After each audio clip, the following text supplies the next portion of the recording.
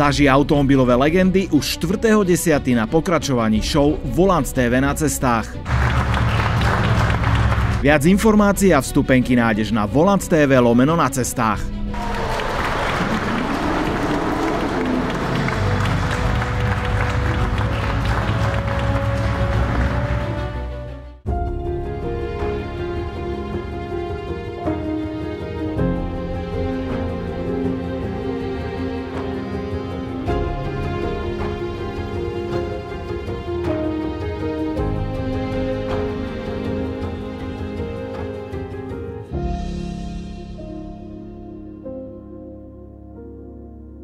Bavoráky z 90-tok sú moje najobľúbenejšie, nie len kvôli nadčasovému dizajnu a technológii, ale častokrát aj kvôli príbehom, ktoré ich obklopujú. No a dnes vám predstavím jedno auto, ktoré by mohlo z týchto príbehov napísať veľkú knihu. Na prvý pohľad by sa mohlo zdať, že toto je len taká obyčajná sedmička generácie E38, ale pri bližšom skúmaní zistíte, že nemôžete byť ďalej od pravdy. Toto je auto, ktoré sa absolútne nevyskytuje bežne na našich cestách, ale o tom sa porozprávame s jeho majiteľom Radom. Ahoj, vítam ťa opäť. Ahoj. Ďakujem. My sme natáčali naše spoločné video ešte v septembri 2019. Až pri príprave tohto videa som si uvedomil, že ako rýchlo ten čas beží. Že je to 6 rokov dozadu, čo sme robili tvoju E32, teda predchodcu E38. To auto ešte máš? Už ho nemám, bohužiaľ. Predal som ho kvôli tomu, lebo som chcel kúpiť 38. No ale dnes sa budeme baviť samozrejme len o tomto aute. Už z boku ste videli, že to auto je enormne dlhé a toto rozhodne nie je bežná sedmička. A už naozaj laickým pohľadom je jasné, že tieto bečkové stĺpiky sú ozrutné, extrémne dlhé. Oni myslím, že sú predĺžené o nejakých 25 cm ešte oproti klasickému longu. Áno, čiže máte sedmičku, máte long sedmičky a potom máte túto L7. Čiže dokopy máme necelých 5,5 metra, možno teraz? 5379. Toto auto má aj jeden obrovský príbeh za sebou, ktorý možno poznajú aj všetci, alebo väčšina tej slovenskej populácie. Začneme tým, kde je pôvod tohto auta. Kto si ho kúpil ako prvý, kto ho vlastnil na Slovensku odnova? Toto auto je pôvodom zo Slovenska, čo je taká zaujímavosť, pretože na Slovensku tých aut veľa nebolo. Pokiaľ ja mám dobré informácie, tak boli 4 kusy. Jedno mal prezident Schuster, ďalšie slúžilo na ministerstve obrany, tiež ako prezidentské auto, čo vozilo prezidenta svojho času. A 2 mali vo východoslovenských železiarniach. Čiže toto je VSŽ-tka? Toto auto je z VSŽ-ky, áno. Na mieste, kde sedím momentálne ja, tak sa vozili tí najvyšší, respektíve veľmi dobre známe meno. A ešte sa tu viezol aj v septembri 98 francúzsky herec Gérard Depardieu. To som sa snažil taký francúzsky prízvuk, dúfam, že to oceňuješ. Presne, áno. Áno, úplne ako rodený Francúz. Toto celé sa udialo len pár dní pred voľbami v 98. a irónia osudu je, že ani L7, ani Gérard Depardieu nijak nepomohli tomu pánovi, ktorý toto celé zorganizoval. No a zvyšok je história. Od VSŽ-ky potom, ako sa dostalo ďalej do súkromných rúk? Viem, že v roku 99 bola dražba vlastne po nástupe Dzurindovej vlády a po rozpustení kindermanažmentu VSŽ, tak bola dražba týchto vozidiel. Dražilo sa niekoľko desiatok týchto aut. Nie len boli tam 2 L7, boli tam Mitsubishi Pajero, boli tam klasické, áno, Mamuty tam boli samozrejme, boli tam klasické sedmičky a plno ďalších aut. Viem, že tie vyvolávacie ceny boli aj na tú dobu relatívne vysoké, takže na nejaký čas sa to auto stratilo z dohľadu, kde bolo, fakt neviem. Vyskočilo až v roku 2012. Je dobre známy inzerát z Nového času, kde to vlastne rozpevujú. Hej. Áno, že že toto auto je zase na predaj, mal to niekto na strednom Slovensku. Potom to zase zmizlo až do roku 2020, kedy som sa vlastne k nemu nejakou náhodou dostal ja. No treba povedať, že ako nové toto auto stálo takmer 300 000 mariek. V tej dobe byt v Bratislave stál rádovo stovky tisíc korún.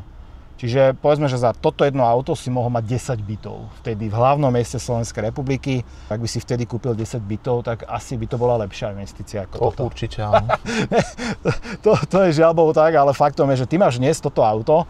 V akom stave sa k tebe dostalo? Lebo od tých východoslovenských železiarní ty si bol už x tým majiteľ. Zachovalo sa v pôvodnom stave, alebo tu bolo také, že čoromoro? Z veľkej časti bolo v pôvodnom stave, ale boli tu teda rozhodne zaujímavé vychytávky, ktoré som musel urgentne riešiť a okamžite ich vyhodiť, tak aby sa už nikde neobjavili v žiadnom inom aute. A to napríklad? Napríklad budíky, ktoré boli na štýl GTA. Alebo rýchlo a zbežne. Šialená modrá farba, ktorá tak ťahala oči, keď som s tým išiel z Banskej Bystrice v noci, keď som to auto kúpil. Prvá vec, išli okamžite do koša, postrihal som to fakt na kúsky, aby už v živote to nikoho nenapadlo dať do auta. Ďalšia vec, otrasné ledkové zadné svetlá, ktoré tiež okamžite putovali na smetisko dejín.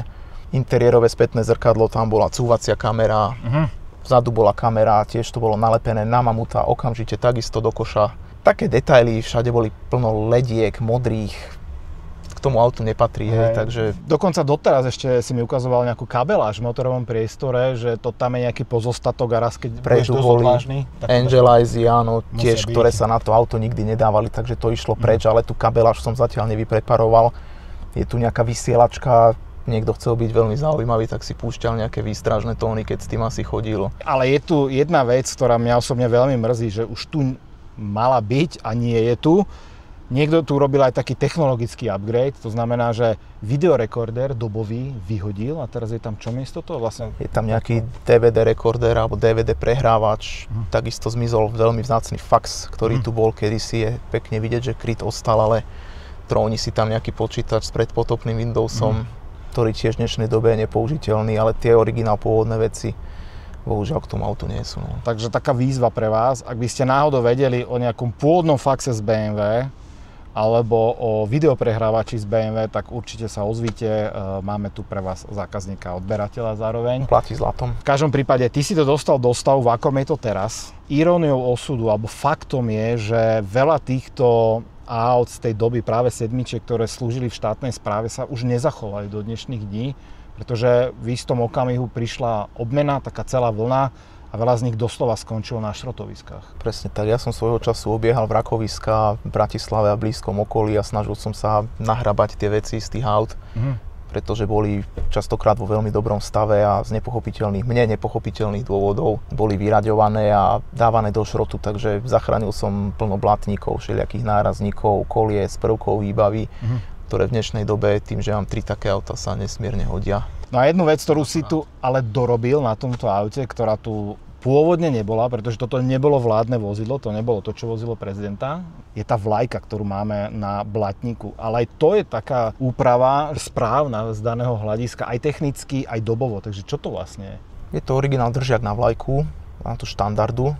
K tomu autu sa mi to hodí, je dlhé, je predĺžené, je to pekná limuzína z 90. rokov, tak som si povedal, prečo nie. Zobrali sme držiak na vlajky, pripevnilo sa to na výstuhu, tak ako to má byť. Čiže zo zadnej strany je to originál uchytené, tak ako sa to vlastne vo fabrike dodávalo. V BMWčku som kúpil tie 2 tyčky. Dajú sa originál kúpiť, dajú sa kúpiť, vtedy za ľudových 500 € pár.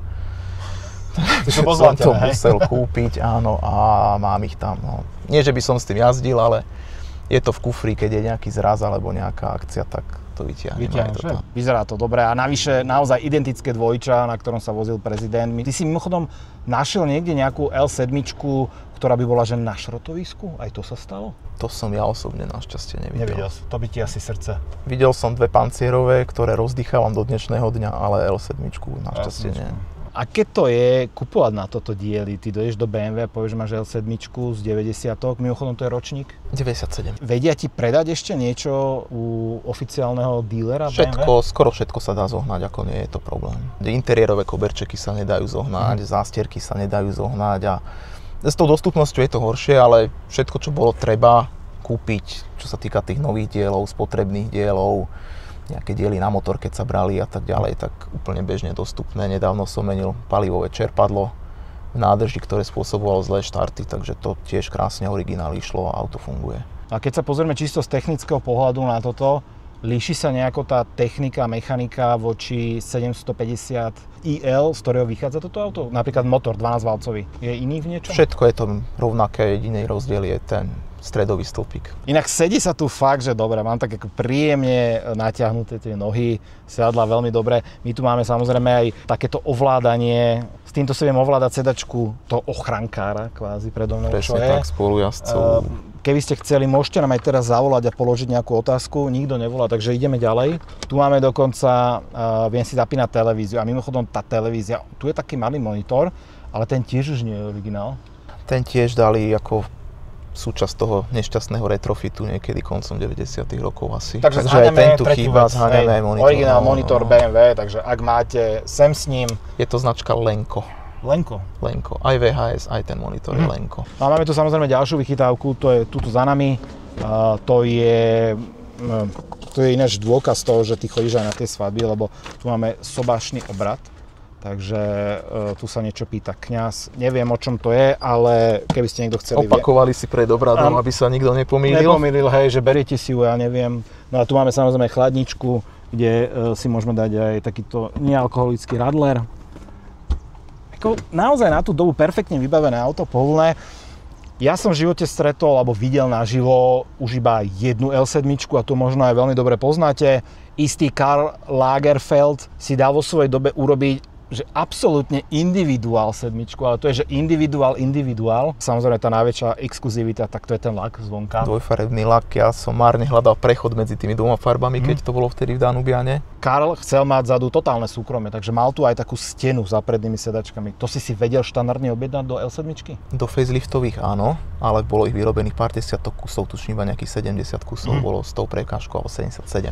A celkovo sa koľko vyrobilo L7, aj pred facelift, aj po facelift? Celkovo ich bolo 899, s tým, že tých pred faceliftov, jak mám ja, bolo 429. A ďalšiu vec som si všimol, o ktorej sme sa bavili aj pri natáčaní, je, že toto má kožou obšitú prístrojovku, mimochodom vyzerá to stále dobre. Bola to výhradne vec pre L7, alebo kde si ešte našiel takúto prístrojovku? Bola to štandardne dodávaná vec pre všetky 12 valce. Kožená palubovka, kožený spodný tunel, kožené tapacíre dverí, prešívané madlá. Každý 12 malec mal v strede na bečkom stĺpiku vlastne ten drevený pásik, takže to bola štandardná výbava a veľmi veľa ich malo aj tie drevené stropné madlá.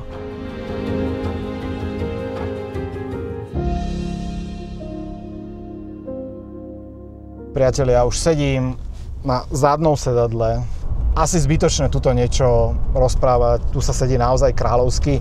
Veľmi sa mi páči, že na rozdiel od mnohých iných takýchto limuzín aj predĺžených, máte stále k dispozícii základné ovládanie klimatizácie, čiže vy len tuto podopretou rukou, natiahnutým prstom si tu nastavíte, čo chcete. Ak si potrebujete zavolať v 90. rokoch, toto vidieť niekde v ulici, ako máte takto sluchatku pri uchu, tak to bolo niečo. Existovalo niečo také, že ja ti zavolám dopredu, alebo sme sa museli počuť? To sme sa asi počuli. SIM-karta je tu uložená, takže číslo bolo jedno. Okrem týchto štátnických návštev, alebo teda hereckých, celebritných, ste toto auto mohli poznať aj napríklad v 2002 prišiel film Kuriér, kde mal sedmičku E38, aj keď nie teda L7, ale teda len normálnu verziu. Vtedy musím povedať, že som sa dosť zaľúbil do tej sedmičky. To je kultový film, to áno. Ale mal si obrovskú pravdu, my ideme po Bratislave teraz po tom centre, kde sa rozhodne nedá hovoriť o nejakom kvalitnom asfalte. A toto je, že lietajúci koberec. A napriek tej hmotnosti, tej dĺžke... Veľa robí ten podvozok. Ten si nejak reštauroval, alebo... Nereštauroval, ešte sa iba chystám, lebo jeden zadný tlmič slzí, pravý zadný trochu. Ten hydraulický. Vpredu je klasické EDCčko. Viem si tu zvoliť teda jazdné štýly, buď si to zapnem, že to je také športovejšie, alebo to dám do toho komfortu a tie fungujú. A vzadu je hydraulika, vzadu je nivo. Vie udržovať potom tú výšku. Svetlú výšku, áno, stále je tam regulátor a podľa zaťaženia stále udržuje rovnakú výšku.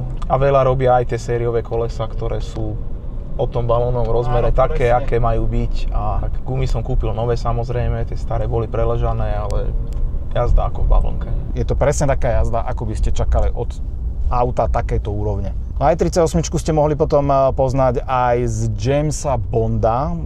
Tomorrow Never Dies, to je myslím 97. ročník, keď teda mal tam James Bond dokonca E38 na ovládanie cez mobil. Posledná E38 vzišla z výrobnej linky 27. júla 2001 a sa až nechce veriť, že toľko rokov ubehlo, čo je toto auto už mimo výroby. V zásade tu už bude štvrtstoročia za chvíľku. Tebe sa inak viacej páči tá faceliftovaná verzia alebo táto, ktorú máš ty pred faceliftom? Každá má niečo do seba, mám aj faceliftovanú verziu, ale tu už ide o stav. Vieš, radšej budem mať pekný pred facelift ako zhumplovaný facelift a naopak. Tá V12, ktorú tu máme, tak ona naozaj, že o nej nevieš. To je tak tiché, kultivované a presne to je aj zmysel tej V12. Výkon, ktorým tu disponujeme? 240 kW, čiže 326 koní a 490 Nm. Není to žiadny rýchlik, žiadny pretekár na kľudnú jazdu, ale pohodovú. No dobre, a teraz si presadnem na miesto spolujazdca. Ako sa asi cítil taký ochrankár, ktorý sa vozil? Pretože tuto už som skončil, vypil som celý minibar, pozrel som si všetky videokazety, všetky filmy, ktoré si mi pripravil a teraz môžem ísť dopredu. Zmenil som sedadlo za to predné. Rovnako komfortné auto, čo sa týka sedačiek. Mne sa veľmi páči ten klasický dizajn BMW, ktorý tu ešte mal taký vrchol svoj, že natočené na vodiča.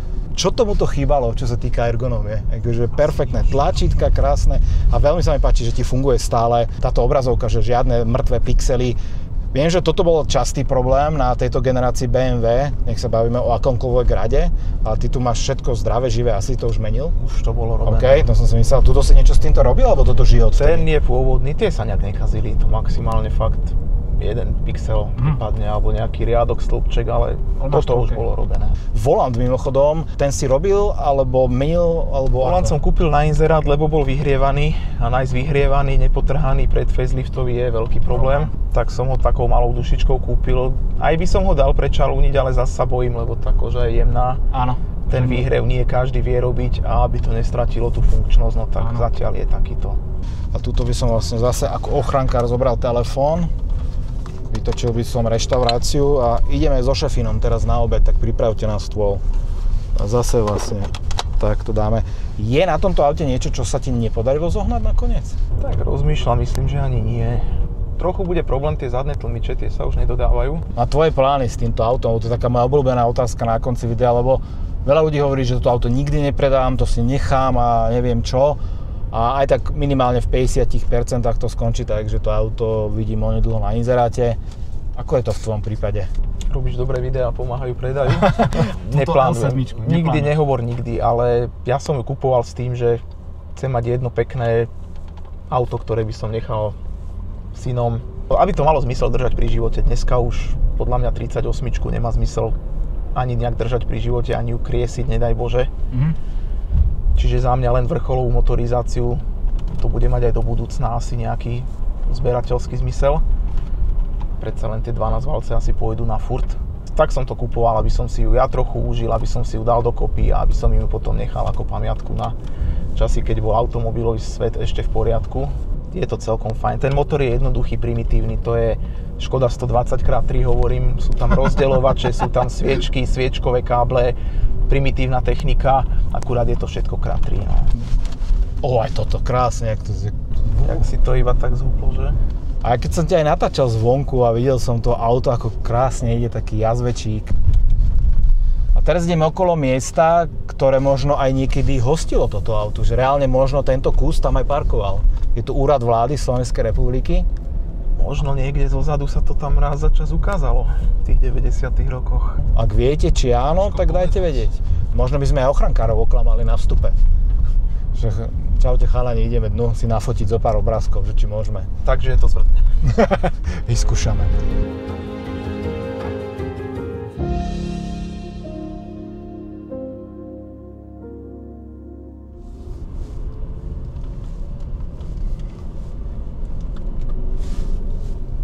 Poza volantu ty vôbec nemáš tušenie, že aké veľké auto šoféruješ, 5,5 metrové?